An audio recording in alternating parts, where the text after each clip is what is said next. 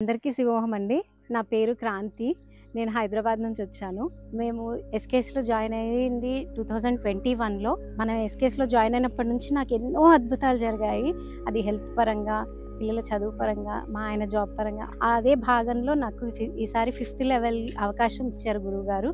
ఆ 5th లెవెల్‌లో నాకు ఒక అద్భుతమైన ఎక్స్‌పీరియన్స్ జరిగింది. మ్యూజిక్ మెడిటేషన్‌లో గురువుగారు తను మెడిటేషన్ చేయించేటప్పుడు నాకు విశుద్ధి పెయిన్ తట్టుకోలేనప్పుడు గురుదేవా అని ఇట్లా తలుచుకోగానే తను ఎంత పెద్ద అద్భుతాన్ని చూపించారంటే, తన అర్ధనారీశ్వర తత్వాన్ని చూపించి తనని అలా చూస్తూ నేను మైమర్చిపోయాను.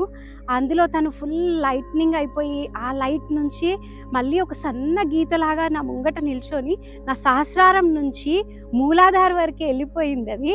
అప్పుడు నేను సగం భాగం ఎర్రగా, సగం భాగం తెల్లగా అయిపోయినాను. నాకు విశుద్ధిలో ఉన్న పెయిన్ కూడా నాకు అసలు ఏమీ లేదు. ఆ మెడిటేషన్ నుంచి బయటకు వచ్చిన తర్వాత ఇంత అద్భుతమైన విషయాన్ని గురువుగారు నాకు చూపించినందుకు శతకోటి వందనాలు తండ్రి. 15 years నుంచి నా డిస్క్ ప్రాబ్లము, ఇంకోటి చెయ్యి అసలు లేసేది కాదు, చాలా పెయిన్ ఉండేది. ఆ పెయిన్కి నేను తిరగని హాస్పిటల్స్ లేవు, వేసుకున్న మందులు లేవు.